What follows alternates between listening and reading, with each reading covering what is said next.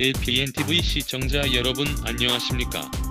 팩트만을 보도하는 아바타 아나운서 전우입니다. 오늘은 LPNTV 시청자의 앵콜을 받은 고성국 TV에 출연해 가짜뉴스의 진상을 밝히는 성창경 KBS 공영노조 위원장의 말을 직접 들어보겠습니다. 화면 연결합니다.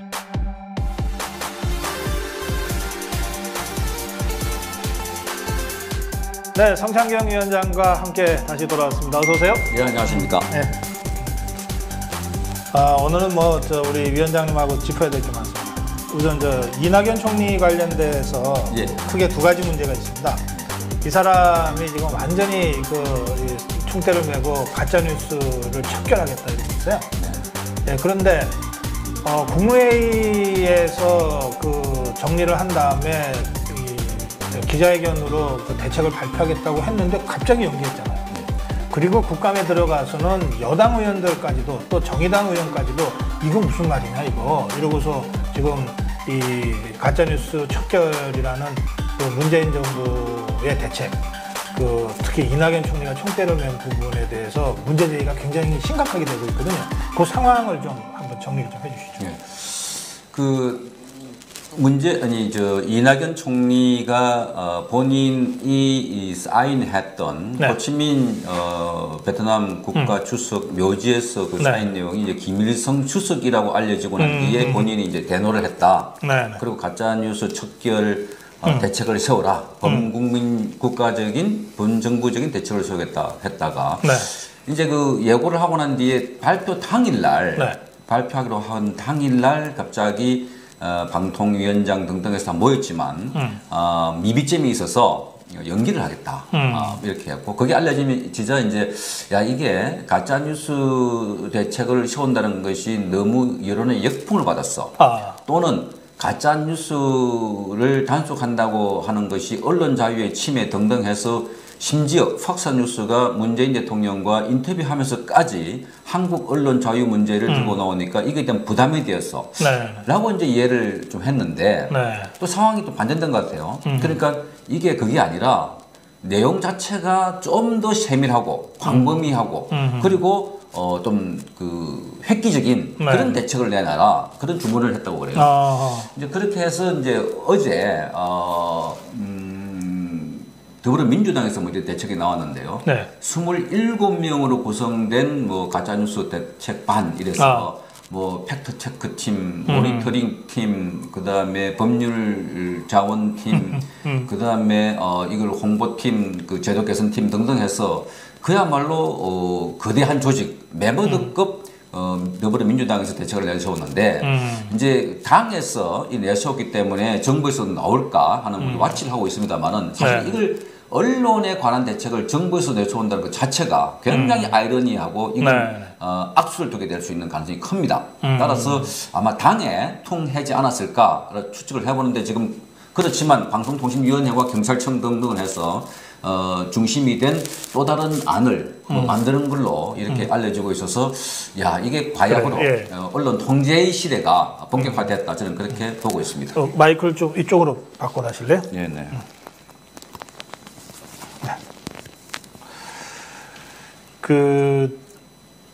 지금 정부에서 굳이 총대를 맸다고 하자면 이낙연 총리가 총대를 맨 셈이죠. 동아일보 기자 출신.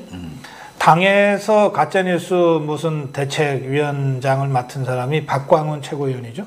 이 사람은 MBC 기자 출신이죠. 그러니까 두 언론인 출신 정치인이 이 당정에서 지금 총대를 메고 있습니다. 그래서 이거 참 이 언론인일 때 그 사람들이 사실은 정치인으로 활동한 것보다 언론인으로 활동한 게 우선 시간적으로도 길고 또 젊은 시절에 청춘을 바친 거 아니에요. 맞습니다. 어떻게 이런 사람들이 이런 식으로 언론 자유를 침해할 수도 있는 이런 가짜뉴스에 총대를 매게 됐을까? 참 이해할 수가 없네요. 원래 그 분야는 아는 사람이 하기 때문에 흔히 우리 아는 놈이 뭐라 그런 이야기 하지 않습니까? 문제는 저는 이렇게 봐요. 이게 이제 이 프레임을 더불어민주당이 갖고 올 게 아니라 진작 야당 자유한국당에서 가짜 뉴스라는 프레임을 내걸고 그야말로 제도권 언론을 장악한 이 정권에서 네. 얼마나 조작, 왜곡, 편파, 선동 보도를 한지에 대한 대책을 세웠고 거기에 대한 비상대책위원회를 세웠더라면 지금과 같은 상황들은 벌어지지 않았을 것이다 이렇게 봐주고 이 역시 생각해 보십시오. 가짜 뉴스의 원조는 저는 핵심적으로 박근혜 대통령 탄핵 때의 보도입니다. 네. 그런데 제대로 된 야당 같으면 박근혜 대통령 탄핵에 관한 뉴스에 대한 백스를 만들어서 뭐가 잘못됐고 어떤 뉴스, 어떤 보도, 어떤 화면이 조작된 것인지를 이미 책으로 만들든지 해서 보도 배포를 해서 국민들에게 홍보도 하고 알려야 되는 것이 첫 임무였습니다. 그런데 우선 그 당에서 자유한국당에서 박근혜 대통령 탄핵에 대한 찬성하는 파와 그렇지 않은 파 다투어 있다 보니까 아니 손을 못 대고 있어요. 네. 그 이후에 가짜뉴스라는 이름으로는 안 나왔지만 매우 우리 국가 정체성을 혼란시키면서 팩트를 교묘하게 조작해서 A를 A-로 만들었어 또는 B를 B-로 만드는 이런 이상한 뉴스를 만드는 상황에서도 그 안에 핵심으로 나온 것이 이명박과 박근혜 전 대통령 시절에서의 정책들이 네. 많았기 때문에 역시 자유한국당에서 제대로 대책을 세워놓지 않고 기구를 만들지 않았다. 그래요. 예. 그게 문제라고 봅니다. 여기 자유한국당은 50명으로 구성해야죠. 아까 이제 20몇 명으로 민주당 그 대책 말씀하시니까 자유한국당 50명으로 구성해야죠. 가짜뉴스 진상조사위원회. 제가 어제 이 문제를 제가 강력하게 한국당에다가 촉구했습니다. 그 작은 가짜뉴스들은 천천히 하더라도 우선 굵직굵직하게 국가의 근본을 흔들어버린 가짜뉴스들이 있다. 첫째, 광우병 가짜뉴스. 그다음에 천안함 북침 관련 가짜뉴스, 그리고 세월호 관련 가짜뉴스, 박근혜 전 대통령 탄핵과 관련된 가짜뉴스. 우선 이 네 가지는 사실은 국기와 직접 연결되고 국가가 흔들리고 정권이 흔들린 그 가짜뉴스다. 그러니 이 4대 가짜뉴스에 대해서는 어떤 가짜뉴스가 있었고 누가 가짜뉴스를 조작했고 만들었고 제작했고 생산했고 또 어떤 메커니즘을 통해서 이것이 유포되었는지 그리고 그것이 당시 정치 상황에 어떤 영향을 미쳤는지 그 가짜뉴스를 통해서 어느 세력이 이익을 얻었고 어느 세력이 정말 타격을 입었는지 이것을 조사해라. 이걸 조사하기 위한 위원회를 우선 가동하자. 그리고 여기에 한국당의 국회의원들 이 분야에 조금 더 그 전문성이 있는 의원들, 그러니까 보수 우파의 전문적인 이 전문가들이 결합해서 이 가짜뉴스 진상조사위원회부터 가동하자. 이게 가장 실효성이 있는 대책이다. 제가 그렇게 제안했어요. 아, 잘하셨어요. 예. 그런 말씀을 네. 저도 작년에 자유한국당 의원총회에 제가 언론 관련된 좀 특강을 해달라 해서 네. 말씀을 드린 적이 있습니다. 네. 핵심은 네. 조금 전에 고 박사님 말씀하신 것처럼 이런 가짜 뉴스, 엉터리 보도가 대한민국을 바꿔놨다. 네. 그러니까 보수 정권을 좌파 정권으로, 우파를 좌파로 만들었고 한 정권을 붕괴시켰고 탄핵했고 대통령이 구속됐다. 그러면 그 내용을 오늘 이 시간에도 어젯밤에 KBS와 MBC, SBS, YTN에서 주요 뉴스가 어떤 뉴스가 왜곡된지 여러분 알고 계시냐? 아무도 몰라요. 왜 모르느냐? 모니터를 하고 있지 않습니다. 그래요. 그러니까 조금 전에 이제 고 박사님이 더불어민주당에 그런 26명, 7명에 대한 메모드급을 조직을 만들었다고 하는데 이제 이런 사람들이 언론 출신인데 왜 그렇게 할 수 있느냐라고 말을 했지만 저는 어떻게 보면 지금 구도에서는 그분들은 잘하고 있는 거예요. 그분들은 원래 목적대로 자기의 성향대로 잘하고 있는데 오히려 지금은 아시다시피 이념의 싸움이고 프레임의 싸움이고 전쟁입니다. 사실 이념 전쟁 아닙니까? 대한민국에 저는 80, 90% 이상이 이미 좌파가 장악되어 있고 청와대 주사파가 핵심적으로 비서실장을 하고 있고 곳곳에서 적폐라는 이름으로 우파를 때려잡고 있는 것은 혁명이 진행되고 있는 것이고 한국의 정체성이 심각하게 훼손되고 있고 나중에 법 한두 개만 바꿔버리면 그야말로 적화가 되는 그런 상황인데 이걸 그러면 어떻게 대응을 해야 되느냐. 자유한국당에서 지금 말씀드린 것처럼 모니터를 하고 있지 않을 뿐더러 기본적으로 지금 가장 좌파의 칼라로 보수를 공격했던 뉴스들이 굉장히 많이 나왔습니다. 그러니까 네. 많은 사람들이 가짜 뉴스를 하는데 솔직하게 가짜 뉴스는요. 언론이 처음 시작될 때부터 함께했던 것이 가짜 뉴스입니다. 뉴스가 있는 데는 가짜가 있을 수가 없어요. 때문에 네. 방송통신심의위원회, 뭐 심의실 또는 언론중재위원회가 생겼고 했는데 문제는 그런 거는 실수를 할 수도 있고 의도적으로 할 수도 있지만 그렇게 금방 표시가 더 나요. 가짜 뉴스는. 그런데 네. 조작, 왜곡한 뉴스들은 표시가 나지 않으면서도 사람들로 미혹하게 하는 그런 게 굉장히 많습니다. 예를 한번 들어보겠습니다. 예. 그러니까 그 최저임금의 문제 인상을 해서 이게 경제 타격이 있다고 하니까 이제 방송국에서 그건 그 최저임금의 문제가 아니라 편의점들이 많이 생겨서 생긴 문제, 편의점의 과다 경쟁, 그걸 한 2, 3일 동안 계속 했어요. 그리고 그 가게 소득 문제가 많다고 하니까 그걸 이제 통계 문제로 이제 정부가 통계청장을 교체시키기도 했는데 이제 뉴스에서 예. 이제 가게 소득 문제가 생기니까 통계 방법을 고쳤다고 기자가 그 방법을 고친 것에 대한 보도를 했는데 네. 앵커 멘트라고 있거든요. 그러니까 앵커가 읽을 때 어느 기자가 이렇게 보도합니다 하는 그 문장을 기자가 써줍니다. 앵커에게. 그래요. 예. 네. 기자가 써주는데 그 취재한 기자가 제일 잘 아니까. 그렇죠. 예. 그 자기가 쓴 내용을 누구 기자가 보도합니다로 써주면 앵커가 그래 읽는데 그 내용을 지우고 통계의 문제가 아니라 통계가 잘못됐기 때문에 새롭게 만든 겁니다. 라는 식으로 아하. 본문이 없는 걸 만들었어요. 아, 그래요? 그러면 그리고 기자 리포트하고 완전히 다른 그렇죠. 얘기네. 그래서 이제 그게 문제가 되니까 나중에 방송 나간 거를 지워버리고 그러니까 그 문제가 됐던 앵커 멘트를 지워버리고 처음에 썼던 기자 앵커 멘트를 올려놓는 이런 그 왜곡되고 조작된 것들이 있었고 제가 말씀드린 모두가 실례로 그건 어쩌다 실수가 아니네요. 의도적입니다. 의도가 예. 있는 거네요. 그리고 보수 회원들이 삭발하면 200만 원 준다. 이게 이제 보수를 공격할 때 그 그림을 찍어갖고 한 거거든요. 그대로 제목입니다. 네. 그리고 제천 화재 현장, 그 문재인 대통령이 있었지 않습니까? 그래요. 예. 제천 화재 현장을 보여주면서 이 화재 현장에서 빛났던 문 대통령의 재해재난 리더십. 그리고 북경에서 혼밥 먹었다고 예. 그 홀대 받았다고 그랬지 않습니까? 그 10기 중에 8기를 혼밥했다. 예. 그런데 뭐라고 뉴스 제목을 잡았냐면 북경에서 북경 시민들과 함께 서민식당을 체험했다. 그리고 혼밥을 능동적으로 바꿔서 서민식당을 체험한 대통령의 적극적인 활동이다. 다른 그 북한의 당원들과 또는 중국의 고위층과 밥을 먹을 수 있는데도 불구하고 그랬다는 거. 그리고 3.1절과 8.15 행사 때 수십만 거의 3.1절은 그 100만 정도가 운집했다고 하는데 이걸 한 줄로 보도하지 않았어요. 3.1절. 그 우파 국민들이 아니 그 행사를 했는데 3.1절 행사. 3.1절 행사를 했는데 KBS는 한 줄, 맨 밑에 마지막으로 단신 한 줄, MBC는 한 줄로 보도하지 않았습니다. 거의 100만 명에 가까운 인파가 모여서 3일 날 태극기를 흔들고 문재인 정부 규탄하는 시위를 했는데 그러니까, 예. 이런 보도를 하지 않았는 거예요. 우파 국민들의 시위에 대한 보도. 네네. 그리고 신재철 국회의원이 그 청와대에 업무 추진비 자료를 공개를 해서 법인카드 가지고 밤에 술 먹고 뭐 써서는 안 될 것을 썼다 하고 했는데 그걸 해킹으로 네. 정보를 무단으로 탈취한 걸로 프레임을 짜가지고 공격하는 이런 게 현 상황을 이해하는데 얼마나 많은 국민들에게 호도하게 만듭니까? 네. 그러니까 호치민 주석을 김일성 주석이라고 알았던 거는 금방 상황이 지나면 알려지는데 방금 제가 예시로 들었던 이 몇 가지의 사람들 보면 상황을 잘못 이야기한다. 또 KBS 보도한 중에 이런 게 하나 있습니다. 드루킹 보도에 초기에 나올 때 드루킹에 댓글을 쓴 사람들은 이 사람들은 국정원 직원과 같이 공무원이 아니기 때문에 표현의 자유다.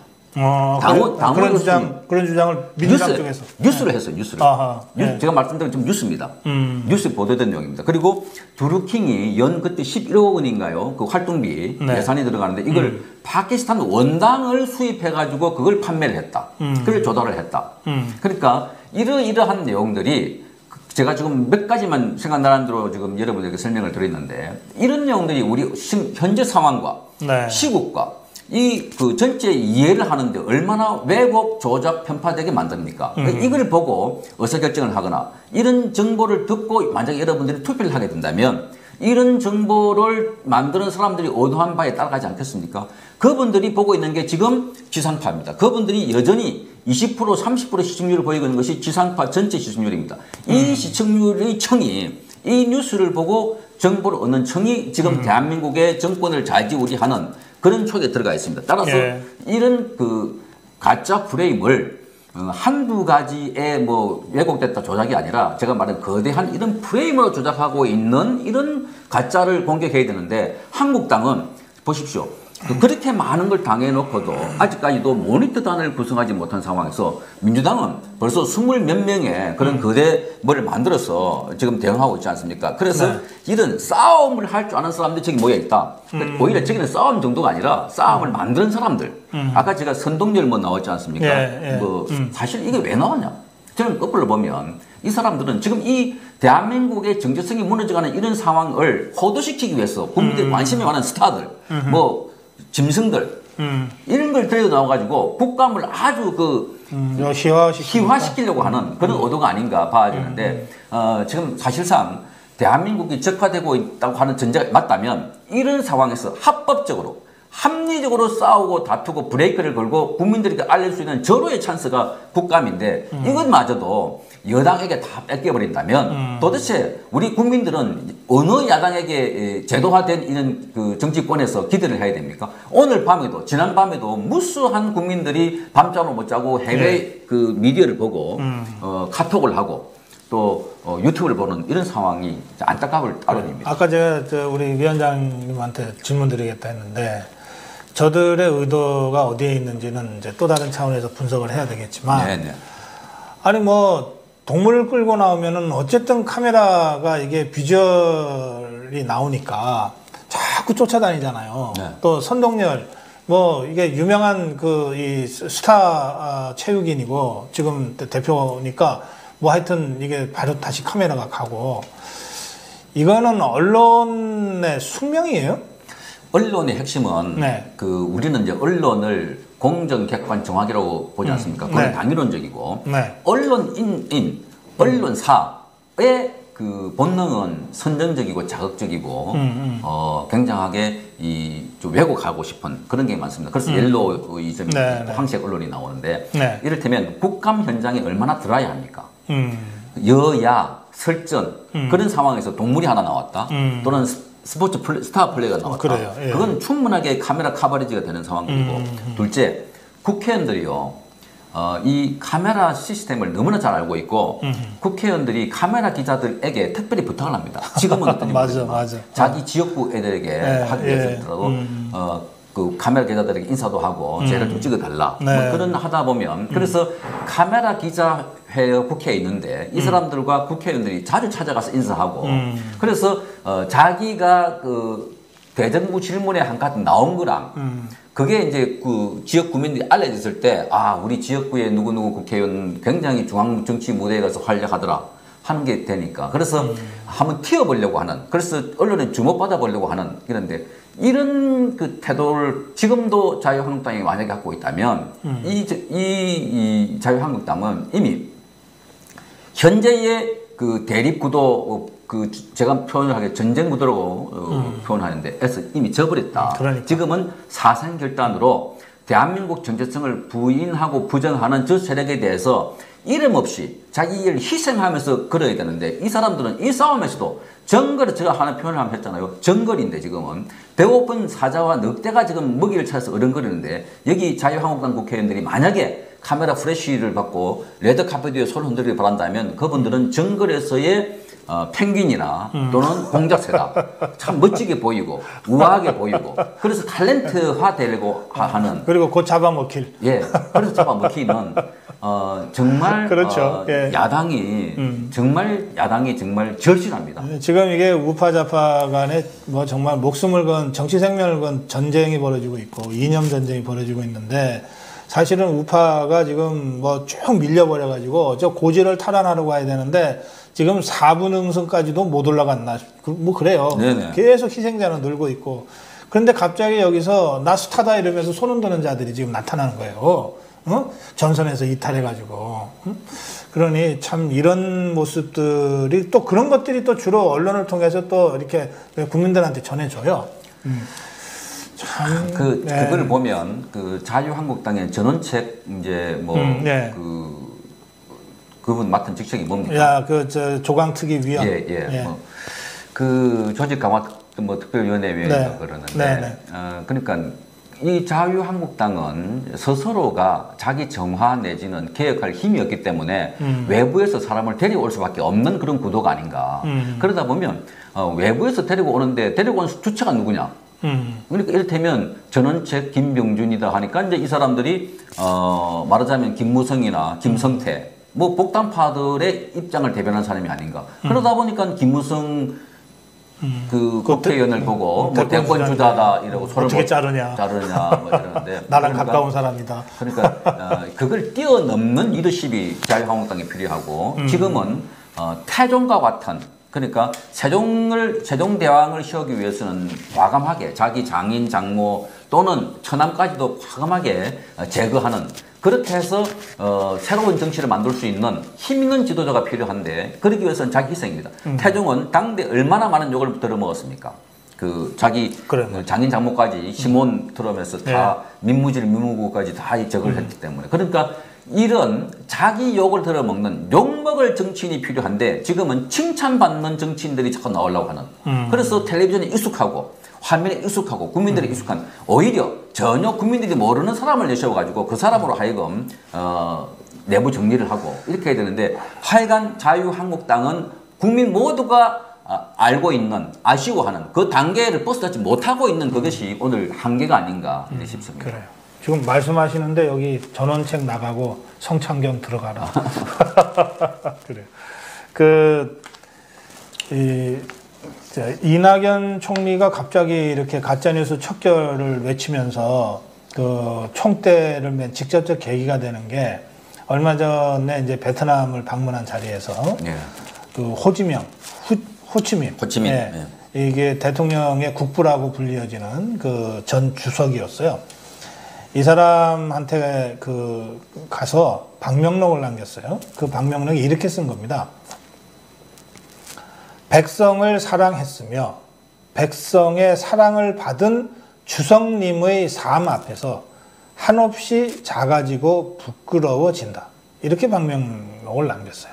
근데 이제 이거를 이때 이 주석님이 뭐 김정은을 지칭하는 거다. 이런 식의 이 가짜 뉴스가 이제 돌아다닌 거예요. 그러다가 이건 방명록이니까 그 밑에 베트남 뭐 이런 게 나와요.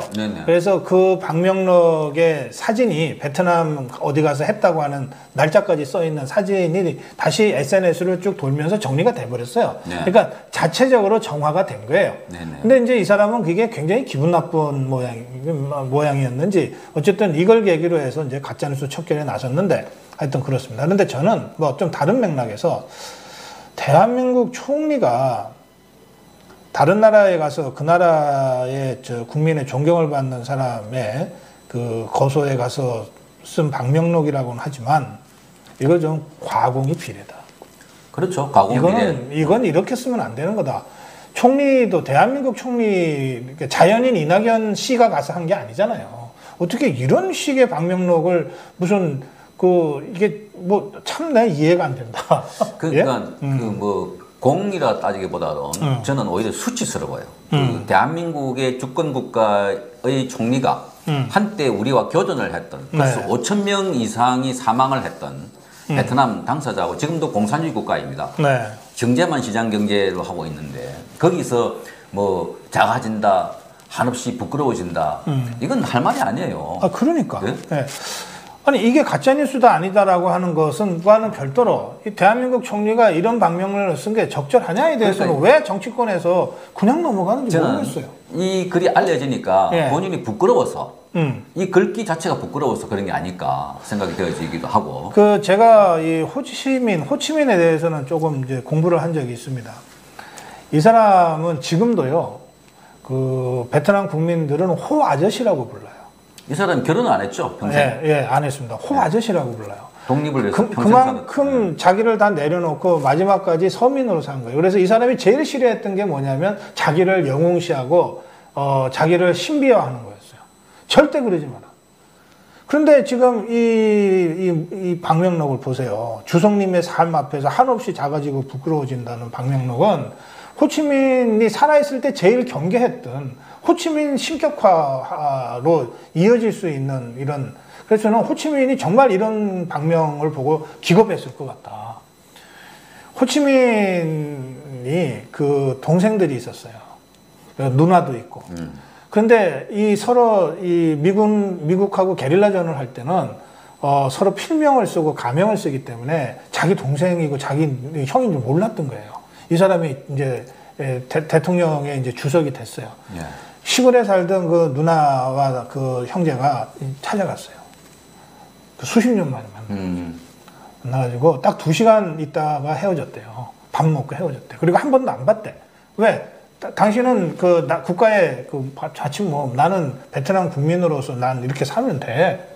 그러니까 그런 식의 어떤 일화들이 베트남 국민들한테 이 호치민을 존경하게 만드는 거예요. 근데 이 사람의 그 존경의 핵심은 끝까지 서민으로 살았다는 거예요. 그리고 국민과 함께 했다는 거예요. 절대 자신을 우상하지 마라, 신격화하지 마라, 이랬던 거거든요. 그러니까 호치민의 그런 인생을 조금이라도 이해하면 이렇게 쓸 수는 없다. 예? 예, 그래서 이게 가짜뉴스와는 차원을 달리해서 저는 심각한 문제라고 느꼈습니다. 이제 이낙연 총리도 본인도 그 동아일보 기자였죠. 네. 기자 출신에다가 네. 이분이 총리에다가 뭐 이런 상황에서 이제 그런 글귀가 알려지니까 단속해라, 뭐 특단의 대책을 세워라 이런 것 자체가 국민들의 개개인의 입을 막는 겁니다. 그러니까 유튜브를 단속한다는 것 자체가 이게 공중파와 다르지 않습니까? 공공재가 아니에요, 이거는. 유튜브 계정에 올리는 누구나 올릴 수 있는 국민 전체가 다 올릴 수 있는 그럼에도 풍부한 그 스페이스가 있는 그런 계정인데 이걸 단속한다는 것 자체가 정말 코미디 중에 코미디입니다. 어떻게 자기들에게 불리한 이야기를 한다고. 아니 생각해 보십시오. 그 박근혜 전 대통령 탄핵할 때 대통령을 얼마나 많이 이거 지금 그 이런 가짜뉴스는 유도 아니에요. 그렇지 않습니까? 대통령을 뭐 미래를 즐겼네, 구술을 했네.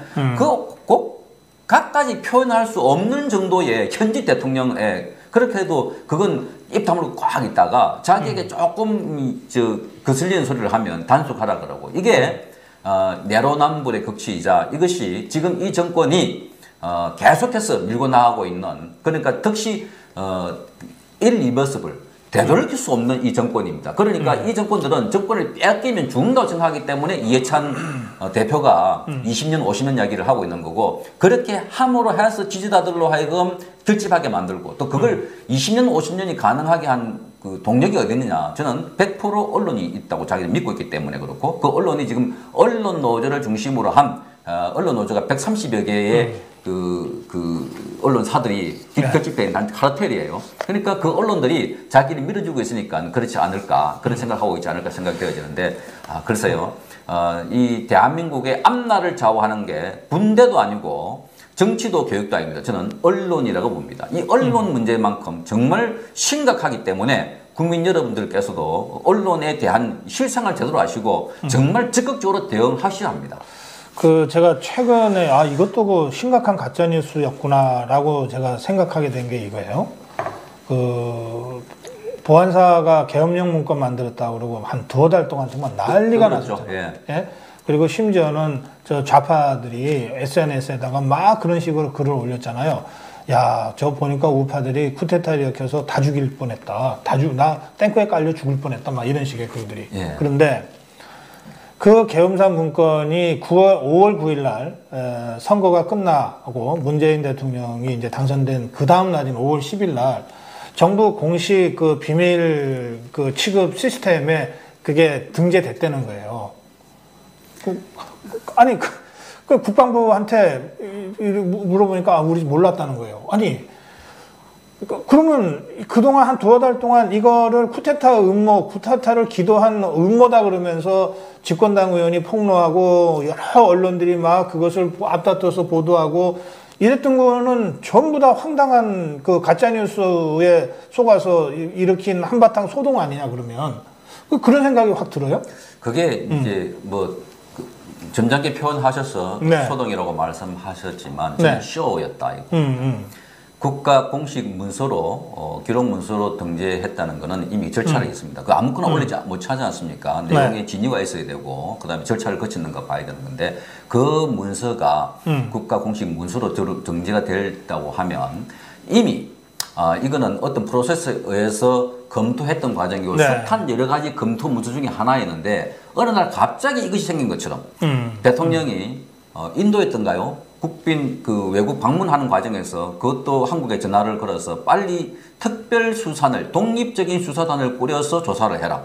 그리고 국방부 장관과 뭐 육군 등등에 배제시키고 직접 보고해라. 뭐 이런 이야기를 했지 않습니까? 그래요. 그러니까 이게 자체가 어떤 이벤트, 탁현민적인 기획, 이벤트를 노려보려고 했는데 그게 이제 그 이후에 KBS와 MBC 등 여러 매체에서 야당 탄압을 했다, 언론 검열을 하려고 했다, 그 다음에 그 탱크가 광화문 앞에 주둔하려고 했다, 야간 통행 금지를 검토했다, 하나하나씩 끊어가지고 보도를 했습니다. 마치, 그 좌파 그 국민들 또는 촛불 국민들을 계엄군이 점령하고 진압하려고 했던 것 같은 거를 쫙 이미지를 연결시켜서 자료화면을 보여주면서 했는데 결국은 이게 불발됐지 않습니까? 소기의 목적을 못 끌어냈던 거예요. 국민들의 공감을 못 얻었던 겁니다. 그러니까 지금 이제 하나씩 드러나고 있는 이런 것들이 지금 이 문재인 정권이 하고 있는 이런 쇼적인 기획들이 너무나 많아요. 솔직하게 너무나 많습니다. 이것들이 어느 날 밝혀져야 되는데 그런데 사실 이것들이 현재에 있는 언론들에 의해서 밝혀져야 되거든요.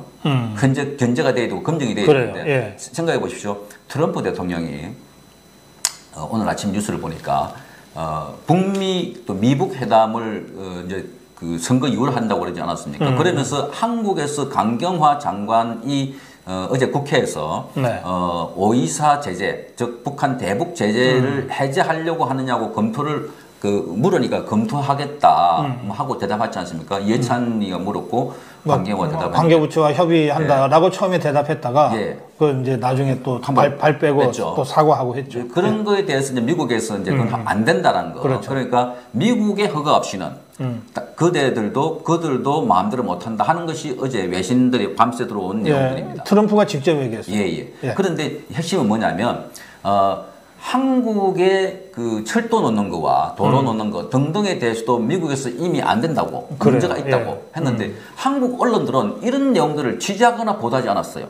그러니까 북한과의 그 관계에 있어서 문제가 될 것들이 한두 가지 아니었지 않습니까? 석탄 수입이라든지 대북 지원 문제 등이 많았었는데 이런 문제들을 언론에서 기획 취재를 하고 집중 취재를 해서 특정 보도를 하고 해야 되는데 이미 문재인 정권이 추진하고 있는 정책, 문재인 정권이 밀고 가고 있는 방향에 대해서는 그냥 보도 내지 뺏기 적고 그걸 의미 부여를 하고 그래서 좋다 이야기만 했지 검증을 하지 않으니까 나중에 갑자기 트럼프가 브레이크를 거는 것처럼 그게 아니에요. 트럼프가 어젯밤에 브레이크를 건 게 아니고 트럼프의 주장은 일관되게 북한이 비핵화를 먼저 하면 그 다음에 우리는 선지원 또는 경제 제재를 한다 이러지 않았습니까? 그러니까 이런 것들을 언론에서 보도를 하지 않고 있다가 갑자기 우리가 볼 때 이상하다 이렇게 되는 이런 상황들 이게 지금 큰 심각한 언론의 문제점이다 봐집니다. 이낙연 총리 얘기 한 가지만 더 할게요. 이게 작가들 문제인데요.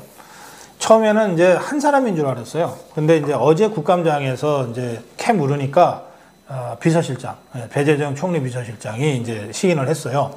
연설문을 고정적으로 쓸 수 있는 직원이 2명으로 부족해서 외부에 의뢰했다 그러면서 한 명은 이제 연설문을 약 10개월 동안에 했고 나머지 민간인 신분의 한 7명 그러니까 전부 8명한테 이러저러하게 연설문 작업을 시켰다. 그리고 모두 2,500만 원의 자문료를 지급했다. 적법하게 처리했다. 이렇게 돼 있어요.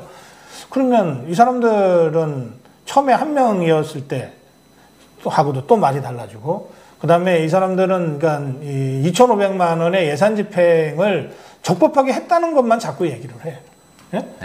그거 어떻게 봐야 됩니까, 이 사람? 참 궁색한 변명입니다. 이 기사를 보면 대번 떠오르는 인물이 있습니다. 최순실, 드레스덴 연설. 그거 앞으로 가급적이면 최서원으로 얘기하자 그러더라고요. 최서원. 원래 이름이 최서원인데. 그러니까 최서원을 언론에서 만들어가지고 이제 붙여놓으니까 그 떼기 힘들어요. 그만큼 한 번 붙여진 이름이나 한 번 붙여진 이런 프레임은 정말 고치기 힘들기 때문에 고통스러운 건데 최서원 씨가 드레스덴 연설을 그렇게 고쳤다고 2016년 10월 24일 날 21일인가요? 거기 JTBC에서 그렇게 보도를 했습니다. 그러니까 고영태 보고 고영태가 최서원은 대통령의 연설문을 고치는 게 취미래요. 뭐 이렇게 이제 보도를 하기 시작했지 않습니까? 그렇지. 연설문 고치는 게 취미라고. 예. 그런데 그때는 최서원이가 돈을 받지 않았지 않습니까? 연설문 고치는 걸로 해가지고서는. 그러니까 문제는 이건 국정농단이 아닙니까? 왜 제도권에 있는 공무원들이 해야 될 일들을 왜 작가들에게 줍니까? 그 작가가 어떤 사람들입니까? 밝히십시오. 누구의 친척입니까? 어떤 관계입니까? 이낙연 총리와는 사적은 어떤 관계입니까? 그분이 결혼했습니까? 미혼입니까? 여성입니까?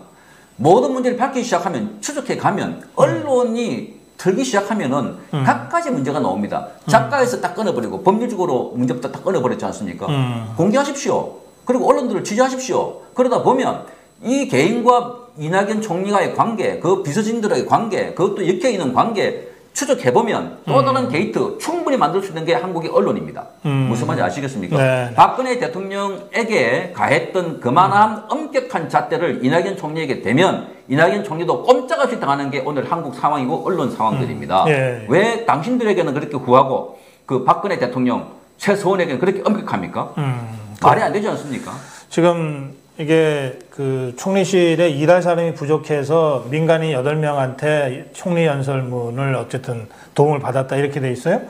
그래서 이제 우리 국민들은 총리실이 참 인력이 좀 너무 적어서 힘든가 보다. 보니까 총리 비서실 직원이 100명입니다. 총리 비서실 직원이 100명이에요. 청와대 직원이 500명이랍니다. 그러니까 지금 대한민국은 지금 정부 부처에서 뭘 하는 소리 들어봤습니까? 모든 업무를 청와대에서 하는 것 같고, 최근에 이제 이 총리의 존재감이 없다라고 나오니까, 슬쩍 들고 나온 게 지금 이제, 호치민 그 주석의 연설문과, 그 다음에 연설문을 뭐 다른 작가가 썼다고 그러는데, 제발, 다시 한번 얘기해 봅시다. 심재철 국회의원이 제기했던 청와대 직원들의 법인카드, 그건 KBS 이사들에게는 2년 동안 380만 원 정도를 썼다고, 그것도 뭐 집 앞에서 썼다고. 그래요. 예. 술집도 아니에요. 카페, 김밥, 그 다음에 그 동물을 데리고 가는 그 펫 카페 있잖아요. 거기서 커피 마셨다고. 집 앞에 있는 식당에서 밥을 먹었다고, 당신 가족과 밥을 먹었지라고 추정해서 해임시켰습니다. 그러면 청와대 직원들이 밤에 심야에 법인카드를 가지고 가서 바에, 그 다음에 일식집에 거기서 술을 마셨다거나 이럴 경우 그게 해당이 안 됩니까? 왜 거기는 KBS 이사처럼 이 청문을 열고 그리고 해임 조치를 하고 하는 징계를 하지 않습니까? 그러니까 핵심은 국회의원과 언론은 권력을 여러분 견제하는 이유가 여러분들에게 권력을 주니까 돈과 한국의 리소스를 마음대로 쓸 수 있고 정책을 펼 수 있다는 겁니다. 그걸 견제를 해야 되는데 누가 하느냐? 법원, 경찰, 검찰들이 여러분과 같은 편이라면 조사하지도 않고, 추적하지도 않지 않습니까? 그렇지. 그러니까 언론이 하는 겁니다. 언론이 권력을 견제하는 것은 지극히 정상적인 거고 건강한 사회입니다. 만약에 언론이 침묵한다면 그 나라는 머지않아 멸망하는 것이 숱한 역사의 증명이 있고 교훈입니다. 그러니까 지금, 그 청와대에서 밤늦게 뭘 마시고 그 법인카드 쓴 거, 그 다음에 그 이낙연 총리가 작가에게 의뢰했던 거 문제 있지 않습니까? 왜 총리실 직원들은 있고 엄연하게 총리실 직원들이 그 일을 하기 위해서 연설비서관이 있고 월급을 받는데 딴 사람에게 줍니까? 그래요. 이게 논란이 되니까 민주당 쪽에 이제 의원들이 나섰어요. 고용진 의원이 있습니다. 더불어민주당. 이 사람이 뭐라 그랬는가 하면 적정 수준에서 민간인 아이디어와 정서를 받아들이는 게 중요하다. 그러면 최순실 의원 돈도 안 받았는데 연설문 고쳐준다고. 그때 연설문 고쳤다는 것도 밝혀진 게 없어요. 무슨 말인지 아시겠죠? 태블릿 PC가 최서원 것이라는 결정적인 증거가 없기 때문에. 바로 이거 대통령이 정호성을 통해서 이 최서원 씨한테 그 국민 눈높이에서 어떤 이 좀 감성적인 표현들이 좋겠는가 주로 이런 걸 자문받았다고 알려졌거든요. 그러면 바로 고영진 씨가 얘기한 바로 그런 얘기예요. 적정 수준에서 민간인 아이디어와 정서를 받아들이는 게 중요하다. 최소원 씨가 그걸 했다면 그걸 한 거예요. 연설문을 써준 게 아니고. 근데 이 사람들은 지금 연설문을 쓴 거거든. 그다음에 이제 최운열 의원이 있어요. 더불어민주당에 같은 네. 그 경제통이죠. 네, 경제통. 경제통은 조금 이제 느낌이 달라요. 이렇게 돼 있어요.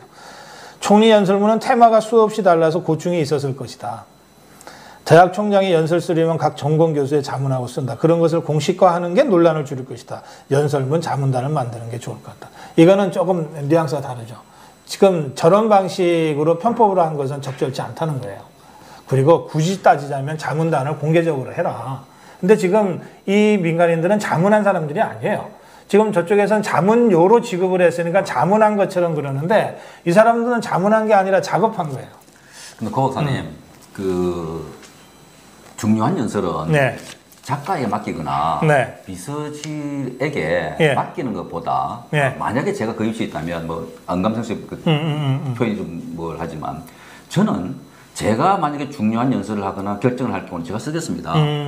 그게 그분의 철학이고 그분의 정치 방향이고 정책인데 왜 작가에게 맡깁니까? 뭐 그러면 그 작가가 쓴 걸 읽는 그 이낙연 총리는 배우입니까? 대독하는 사람입니까? 그러니까 연설 비서관이라는 거는 뭐 데이터 이게 언제 이랬더라 알아봐 달라고 하든지 또는 큰 의뢰를 보고 하는 거. 최종 결정은 네. 본인이 물론 하는 거겠지만 이런 걸 볼 때 정말 이 정권은 과거 정권을 그렇게 쥐다듯이 때려잡아가지고 과거 정권이라기보다는 보수 우파에 대해서는 그렇게 적대적인 감정을 갖고 적대감을 갖고 대하면서 자기들에 대해서는 그게 선이고 그게 합법이라고 가장을 한다는 것 이것 자체가 그래. 정말 웃기지 않습니까? 아, 참, 예. 뭐 이쯤 하고 이 질문 네. 말씀 좀 제가 전할게요. 팟캐스트 출신들의 실태를 알려야 합니다. 그러셨어요? 지금 저기 좌파 팟캐스트들. 지금 KBS 경우에는 뭐 저기 참 김재동인가요? 네네. 그 사람 지금 뭐 그 프로그램 뭐 어떻게 하고 있습니다. 예. 그 월요일부터 목요일까지 11시 30분부터 12시까지 딱 30분 하는데 회당 350만 원을 지급하고 있고 이미 지급되었습니다. 제가 확인했고요. 그러면 이 김여동의 경우는 두 가지의 경우입니다. 하나는 적정성. 일주일에 몇 번 해요? 네 차례. 그러면은 1,400만 원. 일주일에 1,400만 원? 예. 연간 월 5,600만 원. 뭐 연간 7억 2천인가요? 7억이 넘어요. 뭐 1년을 할지는 모르지만 그 계산을 하자면 매입이 한다고 하면 단순 계산으로 그렇게 한다는데 뭐 대단한 액수네요. 시사 프로그램에서 350만 원을 30분 단위로 주고 하는 경우는 제 기억은 없습니다. 그러니까 예능 프로그램 들어있어요. 왜냐하면 그 광고를 수주를 하고 네. 그냥 제가 참고로 이게 데일리 방송보다는 일주일에 한 번 하는 위클리 방송의 출연료가 좀 높아요. 예. 네? 제가 96년, 7년에, 그러니까 지금부터 한 20년 전이죠? 20년 전에 KBS ETV의 추정 60분, 그 시사 프로그램의 개척 프로그램이죠. 네. 우리나라에서 심층 그 취재를 한 PD 저널리즘의 효시가 된 이 프로그램 추정 60분의 MC를 봤어요. 한 1년 반 동안. 그때 시청률이 평균 20%가 나왔습니다. 제가 그만둘 때까지 평균 20%의 시청률을 기록했고요. 그때는 이제 일주일에 한 번 했는데 최고 출연료를 KBS에서 약속했습니다. 최고 출연료. 예, 이거는 KBS 추정 60분의 자존심이다 이러면서 최고 출연료를 약속했습니다. 물론 당시에도 드라마 출연하는 연예인들하고는 다르죠. 그거는 기준 자체가 다르니까. 제가 그때 최고 출연료로 받은 게 60만 원입니다. 굉장히 자랑스러운 액수입니다. 저한테는. 20년 전이니까 뭐 물가나 여러 가지가 바뀌고 해서 그때랑 지금이랑 단순 비교는 안 되지만 여러분 지금 제 경험을 제가 직접 말씀드린 거예요. 다른 사람의 출연료는 제가 비밀이라서 말씀 못 드립니다. 제 출연료니까 제가 말씀드릴게요. 20년 전에 KBS 간판 프로그램 평균 시청률 20%를 넘었던 추정 60분의 위클리 프로그램 출연료가 회당 60만 원이었습니다. 이제 그걸 참고하시고 지금 이른바 좌파 팟캐스트에서 뭐 이 스타였던 사람들이 여러 지상파나 종편에서 받고 있는 이제 보도가 좀 되고 있더라고요. 출연료나 이런 것들을 한번 생각을 해보시면 여러분들이 판단하실 수 있을 겁니다. 그러니까 이제 뭐 고박사하고도 다른 경우인데 이제 김제동 씨나 주진우 씨들이 이제 말하자면 길거리에서 박근혜 정권과 이명박 정권에 대해서 이제 뭐 말하자면 비난, 비판하면서 이제 집회를 많이 이끌었던 사람들인데 네.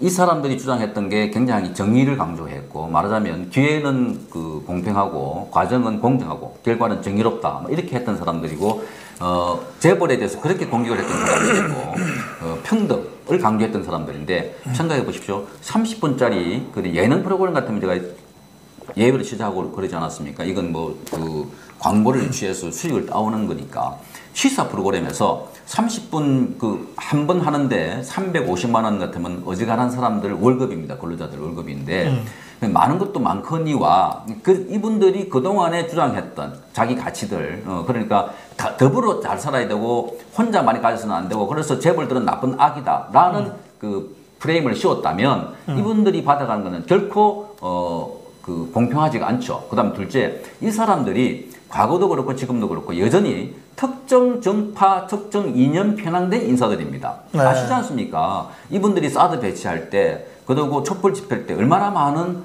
공격을 했고 했던 진영에 있던 사람들입니까? 그러면 적어도 공영방송이라면 이건 다른 매체하고 달라요. 공영방송이라는 것은 재원 자체가 국민 모두로부터 받는 돈이다. 어느 정권으로부터 받는 돈도 아니고 개인 사기업도 내는 돈이 아니다. 그래서 재원도 클리어하게 공적으로 만들고 방송 자체도 불편부당하게 객관적으로 중립적으로 해야 하는데 지금 이 그 양 MBC와 KBS의 팟캐스트 투신 사람들이 많더라 하지 않습니까? 주진우, 뭐 김어준, 김용민, 김용민, 예, 뭐 그다음에 저기 지금 김제동 등등 해서 그런 사람들이 매체를 MC를 독점하다시피 하면 여론이 어떤 여론이 만들어진다고 보십니까? 그러니까 여기 화가 나고 이 그 프로그램을 통해서 이 방송에 저도 지불하고 있고 고박사님도 지불하고 있을 겁니다. 2,500원이라는 수신료. 그러니까 수신료를 낸 사람들에게 그 사람들의 중심이 된 방송을 되게 해야지 왜 특정 그룹만 네.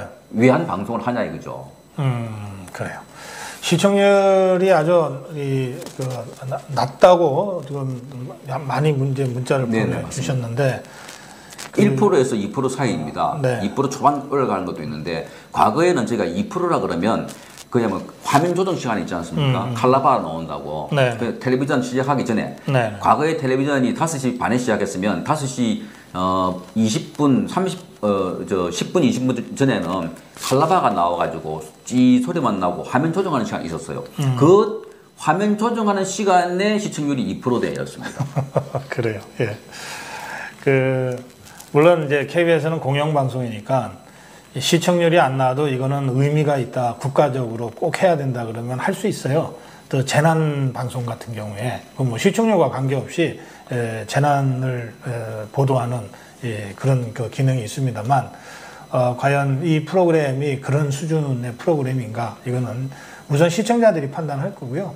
그리고 이 KBS도 안에 여러 소리들이 있을 테니까 한번 또 지켜보겠습니다. 지금 좋아요 3,300인데 4,000까지 가자고 지금 문자를 여러분들이 보내셔가지고 지금 11시에 마무리해야 되지만 4,000 될 때까지 좋아요 4,000 될 때까지 조금 더 우리 성창경 위원장을 제가 붙들고 있겠습니다. 제가 이 질문은 제가 사실은 꼭 드리고 싶었어요. 네네. 국감에서 나온 얘기인데 또 이제 미국 언론에서도 이제 그렇게들 보는데 결국 김정은이가 지난 10개월 동안에 완전히 상전벽해하듯이 이미지 변신을 확 했잖아요. 전 세계적으로도 막 유명한 사람이 되고 다시 한번 그것도 예전에는 아주 부정적인 의미에서 악동처럼 그려졌는데 지금은 상당히 긍정적 이미지가 있는 걸로 알려지고 어쨌든 트럼프랑 맞짱 뜨는 사람이 돼버렸고 대한민국 국민 중에 한 70%가 호감을 표시하고 있을 정도고 막 이렇잖아요. 그런데 이거 도대체 어떻게 됐을까? 대한민국 언론들의 역할이 결정적이었던 거 아닌가? 저 그렇게 생각하거든요. 그 주변은 김정은이가 했고요. 네. 제가 볼 때 언론이 철저하게 그걸 조연 내지는 그걸 중계 방송을 잘 했다. 그러니까 네. 대한민국 언론과 김정은과 그다음에 문재인 대통령이 함께 만든 이벤트 쇼다. 저는 이렇게 봅니다. 핵심은 김정은 체제가 북한 핵을 없애든 없애지 않든 간에 지금 김정은이가 뉴스된 이유는요. 1차적으로 북한 핵 문제가 미국에 위협이 되고 전 세계의 임계치에 달하는 위협이 됐기 때문에 미국에서 치겠다고 하니까 살려달라고 나온 전략입니다. 그러니까 북한이 내부적으로 어떤 헌법을 바꾸거나 체제가 바뀌어서 공산주의를 버리고 노동당 정권을 해체해서 새로운 공화정이 된 게 아니에요. 그대로입니다. 그렇잖아요. 김일성과 김정일과 김정은이 그대로 내려오는 그 노동당 정권인데 다만 김정은의 말과 김정은 태도가 좀 달라졌어요. 그거를 언론에서는 굉장히 부각시키고 있고 아마 이걸 마치 김정은이가 이렇게 하트 모양으로 한 걸 기억나시죠? 이걸 백두산에서 했다고 그거 자체가 단독 뉴스가 돼요. 하트 모양. 그리고 김정은이가 깍듯이 절을 했다고. 절을 했다고. 그래서 이게 또다시 하나의 기사가 되고. 그래서 김정은의 이미지가 말하자면 탁현민류의 그런 기획가에 의해서 연출된 그래서 중타대한 그 북한 핵 문제를 대한민국에서 엉뚱한 방향으로 지금 풀어나가고 있는. 말하자면 김정은 이미지가 변했어요. 김정은이가 친절했어요. 겸손해졌어요. 젠틀해졌어요. 그리고 과감하다. 통이 크다.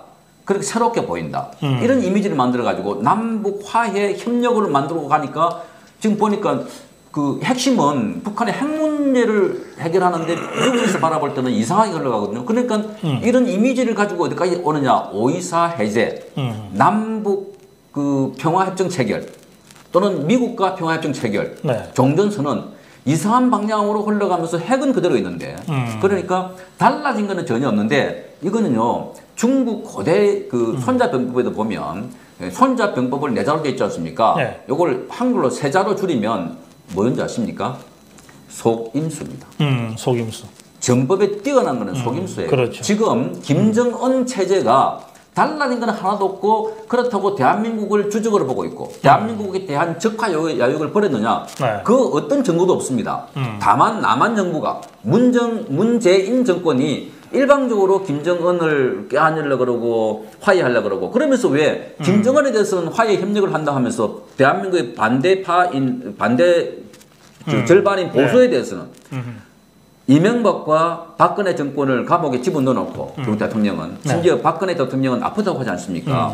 그러니까 지금 그 구속하지 않고도 재판을 벌릴 수가 있는데 대통령이 무슨 도주 의뢰가 있습니까? 증거 인멸 이유가 있습니까? 그럼에도 불구하고 이런 반대파들은 숙청하거나 말하자면 그 수사해서 감옥에 집어넣어놓고 우리의 그 주적으로서 한국 전쟁을 통해서 300만 명이 희생됐고 여러 가지 도발을 했으며 자기 나라 안에서는 인권 탄압의 대표적인 대명사 아닙니까? 거기 굶겨 죽이고 그리고 그 북한의 정치 수용소, 정치범 수용소 10만 명에서 20만 명으로 수용되는 그런 있는 정권에 대해서는 끼안고 완전히 새로운 사람처럼 이게 저는 김정은을 뭐가 키우려는 게 아니라 대한민국 체제를 부정하는 사람들이 김정은을 변화시켜서 우리 전체 사회 시스템 체제를 바꿔가는 혁명이라는 과정이 아닌가. 그래서 저는 이렇게 봅니다. 김정은이 아무리 귀엽게 보였고 문재인 대통령의 얼굴이 착하게 보이더라도 그걸 보지 말고 정책을 봐라. 근데 아니 김정은이 어디가 귀엽다는 거예요? 똥똥한 돼지라고 귀엽다고 합니다.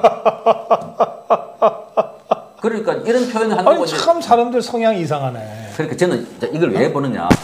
지금 고 박사님 대한민국 국민들을 저희가 감히 뭐 국민들을 훈계할 차례도 자격도 없지만 뭘 좋아하느냐. 지금까지 이분들이 텔레비전 너무 많이 보고 왔습니다. 먹방, 그 1박 2일류의 그런 희덕거리는 프로그램들, 그다음에 복면가왕 같은 프로그램들, 미사일 쏠 때도요. 그때 한국 젊은이들은 복면가왕의 그 가왕에 가면을 쓴 저 사람이 누굴까 하는 게 그게 나중에 알려지면 댓글이 이리 올라옵니다. 이런 상황에서 이미지가 좋다고 문재인 대통령이 착하게 생겼다고 김정은이가 부드럽게 보이고 한다고 피부가 좋다고 무슨 그 화장품을 바르느냐고 이런 관심이 있는 사람들 과연 자유와 인권을 누릴 이런 자유가 자격이 있는지 모르겠습니다. 정말 힘든 상황, 나라가 적화될지도 모르고 우리 체제가 우리 자유민주주의 체제, 시장 경제가 무너지고 완전히 새롭게 될지도 모르는 상황에서 여전히 우리의 선배들이 피 흘리고 아버지 세대들이 피땀 흘려 막은 이 정책 막은 세력들인데 그 세력들을 좋다고 그러니까 이걸 보십시오. 북한은 김정은이가 북한 대표가 아닙니다. 평양도 북한의 대표적인 도시가 아닙니다. 평양은 고도로 짜여져 있는 각본에 따라 만들어진 유리선고 같은 곳입니다. 그렇죠. 평양을 제외한 다른 곳을 봐야 됩니다. 얼마나 많은 사람들 지금도 헐벗고 굶주리고 고통 속에 살고 있습니까? 그 체제를 봐야지 마치 우리 국민들이 문재인 대통령의 부드러운 이미지를 보고 전체 이 문재인 정권이 부드러운 정권이고 인권 정권이고 정의로운 정권이라고 판단한다면 오산이듯이 김정은과 평양을 보고 북한 전체를 판단하면 큰 오산입니다. 그래요. 평양은 잘 짜여진 연극무대 같은 곳이죠. 예. 지금 좋아요 3,700인데요. 아까 문자가 여러분이 좋아요 누르지 말고 방송 계속 듣자. 그래서 일부러 안 누르시는 것 같아요. 저 빨리 끝내고 가야 돼요. 네, 끝내시죠, 뭐. 예. 자, 그런데 제가 한 말씀만 드리고 이제 마지막 말씀 드릴게요. 저는 이제 적어도 남북 관계와 관련해서 또 북한 김정은에 대한 취재와 관련해서는 우리 언론이 두 번에 걸쳐서 순치당했다고 생각해요. 첫 번째는 현송월이가 내려왔을 때 언론이 당연히 예전에 우리 취재 방식이 있으니까 다가가서 직접 멘트 따려고 했잖아요. 그때의 이 경호 요원들, 그러니까 국정원 사람들이었다고 제가 들었습니다. 현성월 님께서 불편해하시니까 하지 마라. 그랬어요. 그러니까 이제 사실은 일촉즉발의 전쟁 위기에서 갑자기 대화가 됐는데 얼마나 조심스럽겠어요, 언론도. 근데 현성월 님께서 불편해하신다. 취재를 좀 자제해달라. 주춤하고 취재를 실제로 자제를 해버렸어요. 그때 우리 언론이 참 잘못했다. 아니 그거는 당신들 얘기고 당신 뭐야. 우린 취재원하고 직접 질문 한마디라도 할 거야. 아니 검찰에 수사받으러 들어가는 사람한테도 마이크 들이대는 게 대한민국 언론이고 자유 언론이잖아요. 현승원이가 뭐 대단하다고. 그럼요. 예? 그렇게 나섰어야 되는데 주춤했다. 두 번째,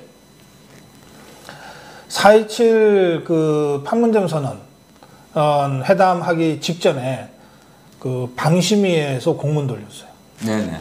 이 남북관계 관련해서는 너무나 중요한 국가적 사안이므로 정부의 보도 자료를 중심으로 해서 참고해서 보도해달라. 이게 보도지침이지. 지침 맞아요. 예? 네. 그거를 모든 방송사가 아무 생각 없이 일단 받아들였어요. 그래서 그날 4.27 판문점 선언 도보다리 어쩌고저쩌고는 정말 정부의 보도자료에 충실하게 거의 모든 방송이 방송을 했어요. 그리고 나서 이거 뭐야 도대체?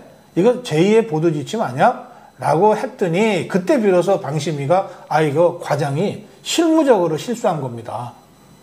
이렇게 하고 넘어가 버렸어요. 근데 그 두 번의 순치 과정을 거쳐서 다른 영역은 조금 덜한지 모르겠는데 남북관계와 김정은 부분에 대해서는 대한민국 언론이 완전히 순치당해 버렸다. 저는 그렇게 느끼거든요. 그러니까 고 박사님은 그 두 번의 경우라고 하지만 그건 드러난 이제 도드라진 경우이겠고 전반적으로 대한민국 언론은 지금 문재인 정권을 어떻게 평가하는 줄 아십니까? 이제 이런 제가 평가한 구절을 보고 굉장히 와닿았어요. 그러니까 지금의 주류 언론사들의 대부분의 기자들은 문재인 대통령의 팬이다. 팬클럽이다.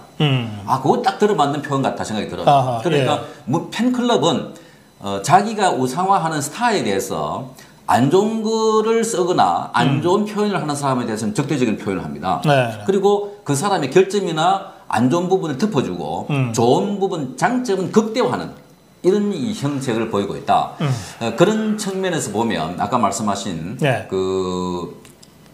문재인 정권의 김정은과 정상회담을 할 때 이제 지침 같은 게 이런 거. 이를테면 김정은이라고 부르면 안 된다. 위원장 해야 된다. 이런 표시겠죠. 말하자면. 또 북한에 대해서 그 상스러운 표현이나 그런 거 할까봐 미리 이제 주사를 놔은 거라고 봐가지고 그 대부분의 지금 그 이외에도 북한에 대한 것뿐만 아니라 뭐 천안함 폭침을 가지고 다시 추정 요식분에서 아니다라고 했을 때 그걸 방송통신심의위원회 갔을 때 문제 없는 걸로 나왔다든지 또는 이 여러 차례에 현재 문제에 대한 걸 방송통신심의위원회에 올라가면 지금 보도하고 있는 거는 이를테면 EBS에서 한때 그 동성애를 옹호한다고 해서 굉장히 은하선인가요? 박하선인가요? 그게 그분이 출연했던 프로그램이 막 그 보수 단체들 찾아가서 막 데모하고 시끄러웠습니다. 그러니까 방송통신심의위원회에서 문제 없다 이렇게 판결을 한 거라든지 어쨌든. 정파적으로 이념적으로 좌편향된 거는 저기 들어가면은 그냥 합리화 해주는 거고. 그러니까 지금 여기서 이제 나오고 있는 게 대책을 세우겠다 하는 그 가짜 뉴스라는 게 이미 방송통신심의위원회가 있고 또 개인의 명예를 훼손하면 형법적으로 그 명예훼손에 대한 처벌받고 다 하고 있어요. 그럼에도 불구하고 모니터를 강화한다. 그리고 팩트 체크를 한다. 뭐 법률 대응을 한다 하는 거는 일종의 우파 유튜브들에게 엄포고 유튜버들에게 계엄이라고 봅니다. 저는 또는 비상조치라고 봅니다. 과거 유신 정권 때 있었던. 그래서 이런 조치를 발표하는 것만 자체로도 우리가 조심을 하게 되고 아까 고 박사님도 문 대통령이 음주 살인인지 아닌지 확인해 달라고 하는 것처럼 많은 유튜버들이 그 워딩을 조심할 수밖에 없는 이런 상황이 된 거는 결과적으로 언론 자유를 심대하게 침해하고 있는 이 정권 이 자체만으로도 이 정권은 헌법을 위반한 거고 탄핵과 형법적으로 처벌받을 가능성이 굉장히 큰 정권이다. 저는 그렇게 판단하고 있습니다. 이 비판을 하려면 이 정도는 해야죠. 이렇게 그래서 성창경 위원장님하고 대담하는 거를 아주 아니 저는 현직 기자이기 때문에 이런 문제들을 우리 기자들이 더 많이 나서서 해야 되는데 그런데 아시다시피 보수 국민들과 마찬가지로 상당수 지식인들과 마찬가지로 엎드려 있습니다. 숨어 있습니다. 이게 지금 오늘 한국의 비극입니다. 저는 이제 최근 정부 여당이 가짜 뉴스로 지금 소동을 피는 것이 이 우파 유튜브들 입장에서는 뭐 의도한 건 아니지만 좋은 노이즈 마켓이 된다고 생각해요. 그래서 뭐 전혀 뭐 그런 건 아니고 저는 처음에 고성호 TV를 할 때부터 정론을 하겠다고 생각하고 했어요. 그러니까 정론을 KBS, MBC에서 하고 싶었죠. 또 TV조선이나 MBN에서 하고 싶었는데 점점 정론을 할 수 있는 기회가 주어지지 않아서 물론 제 능력 부족 탓이라고 생각하는데요. 이제 그래서 그러면은 유튜브라도 해서 고성국의 정론을 국민들한테 알리고 싶다. 그렇게 해서 제일 중요한 꼭지의 이름이 정론일집이에요.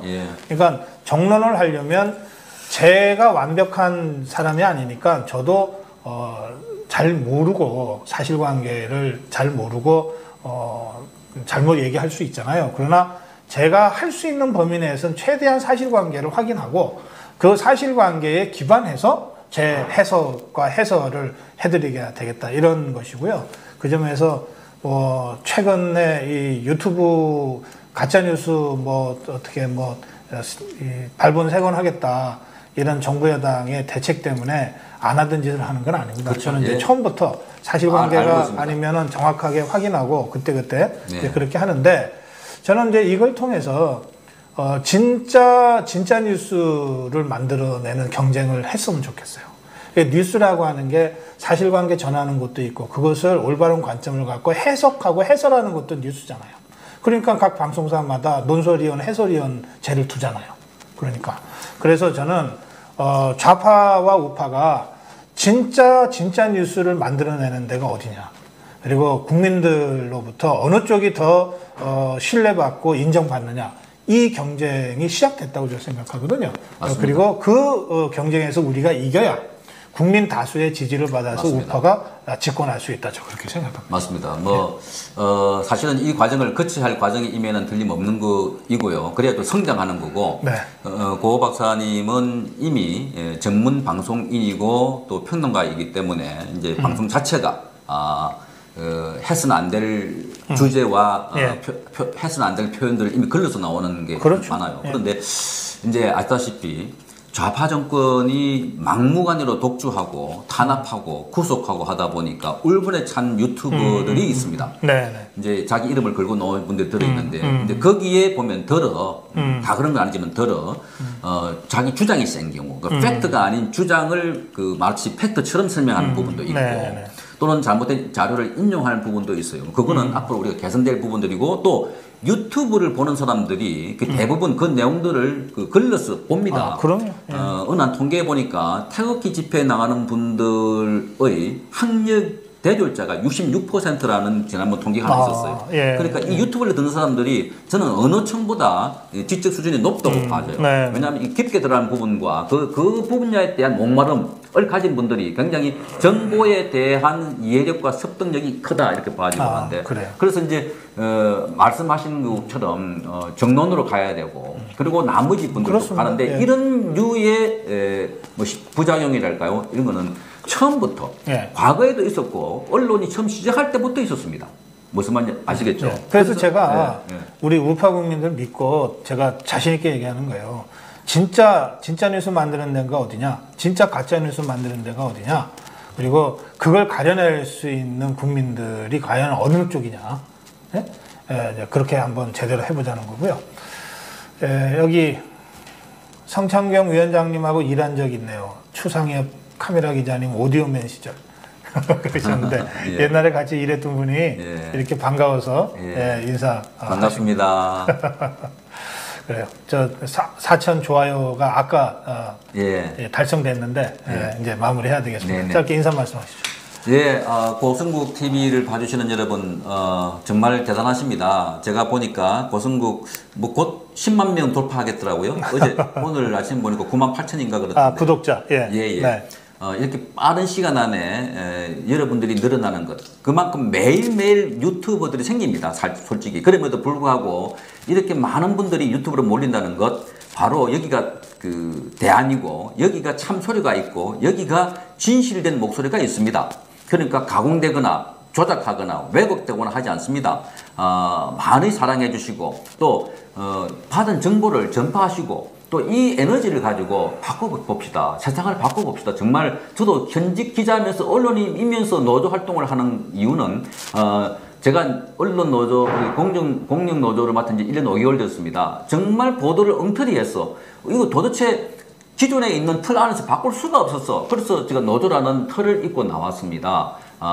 여러분과 함께 좀 가짜 뉴스를 들고 우파 언론, 유튜브를 탄압하는 세력과 맞붙어서 대한민국 언론을 바로 세운 뒤에 우리의 정체를 바로 세우는 일에 여러분과 함께 일하고 싶습니다. 여러분 함께 동참해 주십시오. 고맙습니다.